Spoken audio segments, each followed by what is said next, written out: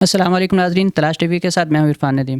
ناظرین، اس وقت ہم موجود ہیں جامعہ حفصہ میں مولانا عبدالعزیز صاحب کے پاس، اور مولانا عبدالعزیز صاحب کے کچھ ریسنٹ بیانات سوشل میڈیا میں کافی زیر بحث ہیں، جس میں چائے کے حوالے سے مولانا کا ایک فتویٰ ہے، اس کے ساتھ مولانا نے صوفے کی حرمت کے حوالے سے بات کی، اور مولانا فضل الرحمان صاحب کے بارے میں مزید ڈسکشنز بھی ہوں گی ان کے ساتھ۔ سر، سب سے پہلا سوال تو یہ ہے کہ آپ نے چائے کی حرمت کے حوالے سے ایک بات کی، اور اس پہ سوشل میڈیا پہ بہت زیادہ، خاص کر ہمارا جو لبرل طبقہ ہے اس نے اس بیان کو بہت اچھالا ہے کہ ایک مذہبی درسگاہ سے اس طرح کے فتویٰ، پھر وہ اسلام کے علمبردار جو حضرات ہیں جو نفاذ شریعت کی بات کرتے ہیں، تو وہاں سے اس طرح کے فتاوی جات آنا اور اس طرح کی ڈسکشنز ہونا، تو آپ اس بارے میں کیا کہیں گے؟ آپ نے کیوں ایسی بات کہی؟ پہلی بات تو یہ ہے کہ میں اس کی وضاحت کروں، اور ایک چیز ہے، میں نے کہا جائز نہیں۔ جائز نہیں کا مقصد یہ ہوتا ہے کہ جو چیز بھی ہمیں نقصان پہنچائے تو اس کے بارے میں کہا جائے گا یہ جائز نہیں ہے۔ جی، جائز نہ ہونا الگ چیز ہے، اور حرمت اس سے آگے کا درجہ ہے۔ ٹھیک ہے۔ تو میں نے صرف اتنی بات کہی کہ میری تحقیق یہ ہے کہ چائے انسانی صحت کے لیے بہت نقصان دہ ہے، جی، اور آپ ویسے بھی گوگل پر چلے جائیں اور چائے کے نقصانات لکھیں تو تقریباً 40-50 امراض آپ کو مل جائیں گے۔ جی، بالکل۔ تو جو جسم کو اتنا نقصان پہنچا رہی ہو اور امراض کا باعث بن رہی ہو تو وہ چیز جائز نہیں رہتی۔ تو میں نے اس حوالے سے یہ بات عرض کی ہے، نہ کہ میں نے اسے ناجائز، میں نے اسے حرام کہا ہے۔ جیسے دیکھیں، اسراف ناجائز ہے۔ جی، بالکل۔ کسی چیز میں کہا جائے یہ اسراف ہے تو اسراف ناجائز قرار پائے گا، جی، تو اسراف ناجائز ہے۔ جی۔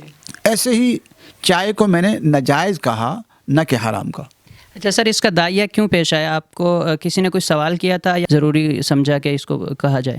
میں نے یہ دیکھا کہ بہت سارے لوگوں کے اندر جو امراض پیدا ہو رہے ہیں اس کی بڑی وجہ چائے بن رہی ہے۔ پہلے ہم دودھ پیا کرتے تھے۔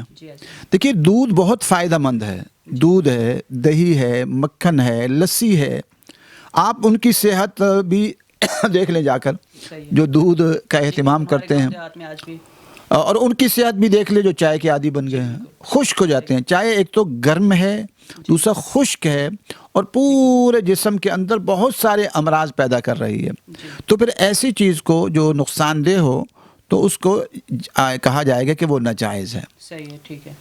نہیں، یہ آپ سے کسی نے سوال کیا تھا یا آپ نے خود سے سمجھا کہ یہ افادہ عامہ کے لیے اس بات کو عام کیا جائے؟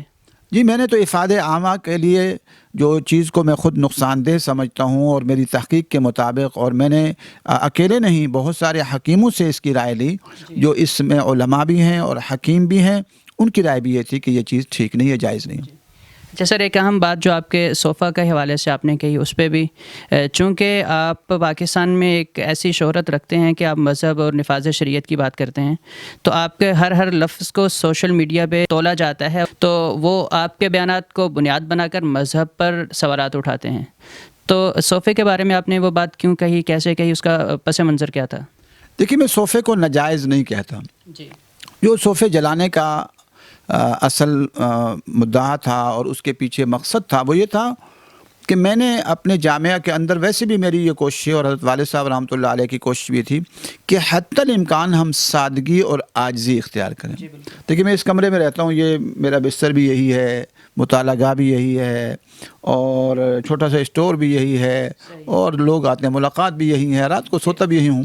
تو یہاں کوئی آپ کو صوفہ یا کرسی نظر نہیں آ رہی ہوگی۔ حضرت والد صاحب رحمۃ اللہ علیہ بھی اسی کا اہتمام فرماتے تھے۔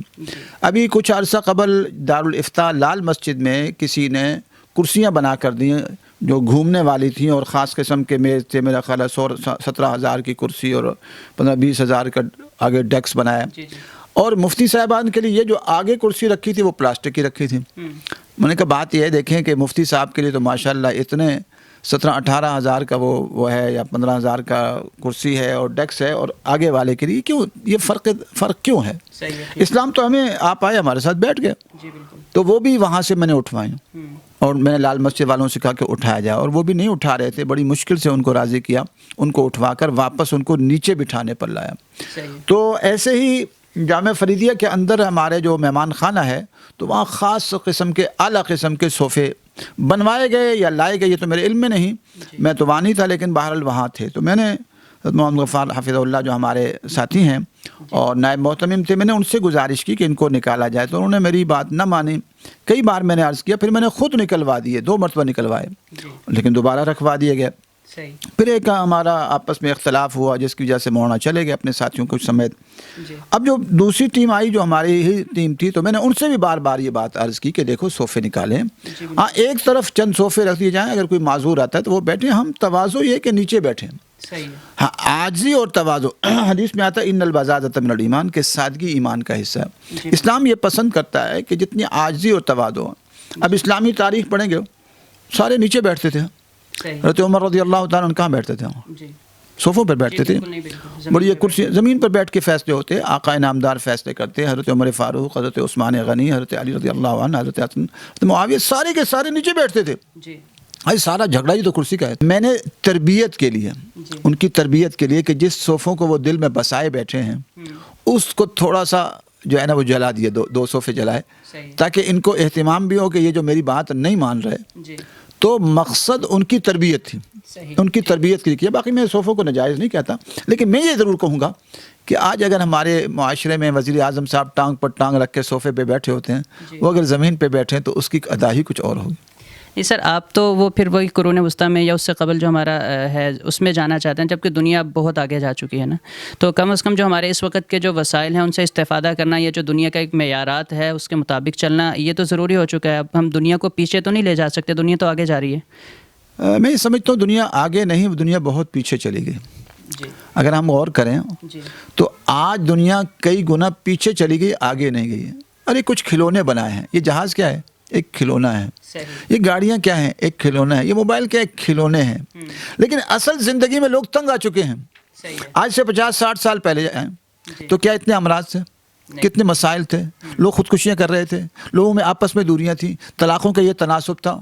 آج تو ہر چیز تباہی کے دانے پر کھڑے ہو. یہ کھلونے سارے, یہ کیا جہاز کھلونا ہے, یہ گاڑیاں کھلونا ہے. میں یہ کہتا ہوں کہ ہم اس کا انکار نہیں کرتے, اس کی ایک ضرورت ہے, ٹھیک ہے, لیکن اس کو مقصد زندگی بنا لی جاؤ, یہ کچھ بھی نہیں ہے. اللہ تعالیٰ کی جو تخلیق ہے, اللہ کی تخلیق کے سامنے دیکھیں, گاڑی کتنی خوبصورت کیوں نہ ہو, 50 کروڑ کی ہے, آپ اس کو پیار کریں گے؟ آپ پیار کر کے آپ کے دل کو راحت ملے گی کہ واہ بھائی پیار کیا ہے تو دل خوش ہو گیا؟ نہیں خوش ہوتا نا.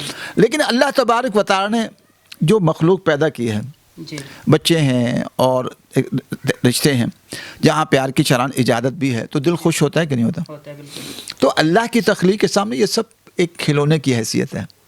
اب انسان جو اللہ نے بنایا, ایک معصوم بچی ہے, اس کو جو پیار کرتے ہیں دل خوش ہوتا ہے. آپ گاڑی کو پیار کریں. ایک انسان اپنے بچوں کو بھی پیار کرتا ہے, لیکن اس کے ساتھ ساتھ جو ہے وہ جو ضروریات زندگی ہیں ان سے بھی پیار کرتا ہے. اس میں تو کوئی امر مانے نہیں ہے. پیار کرنا ٹھیک نہیں ہے. جی.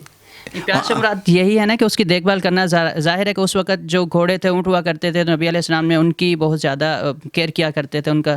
تو یہ بھی ضرورت کے تحت آپ رکھیں نا, ان سے پیار نہ کیجیے. اگر پیار ہو جائے تو یہ نقصان دہ. پیار کا معیار کیا آپ کیسے کہتے ہیں کہ گاڑی سے پیار ہو گیا اور وہ اس جب اسی کی فکر میں لگا ہوا ہے اور اس کو بس اعلیٰ سے اعلیٰ گاڑیاں اور اعلیٰ سے اعلیٰ چیزیں, تو پھر ایسی صورت میں ہمیں کوشش کرنی ہوگی کہ وہ نیچے آئیں.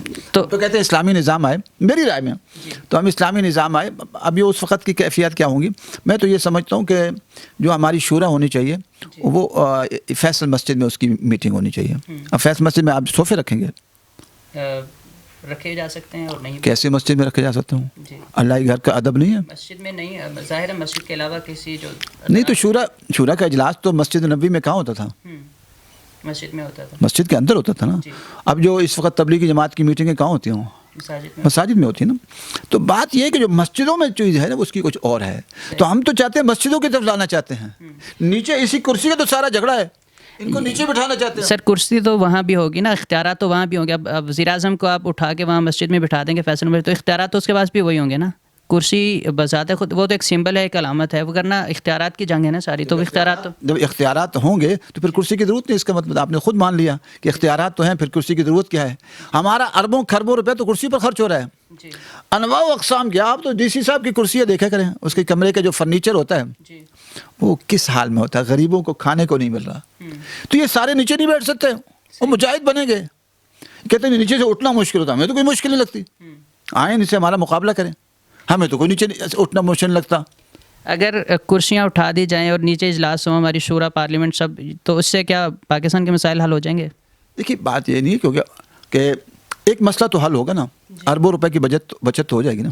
باقی اور مسائل ہیں. ہم تو کہتے ہیں شورا کا اجلاس فیصل مسجد میں ہو، بادشاہی مسجد میں ہو، مساجد میں ہو، ٹھیک ہے، بہت سارا مسئلہ حل ہو جائے گا.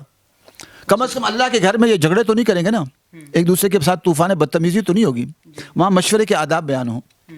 اور اسلامی تو طریقے کے اندر یہ تو جمہوریت تو ہے نہیں نا، جس میں اپوزیشن ہوتا ہے، اور اپوزیشن کا کام خراب ہی کرنا ہوتا ہے. جو بھی اپوزیشن ہوتے ہیں وہ یہی کام کرتے ہیں نا، ان کا کام تو کام خراب کرنا ہو. اچھا، آپ اسلامی نظام کی بات کرتے ہیں اور 2007 سے جو ہے وہ ایک سلسلہ چل رہا ہے، تو آپ کیا سمجھتے ہیں کہ آپ کی منزل کیا ہے؟ آپ کیا چاہتے کیا ہیں آپ؟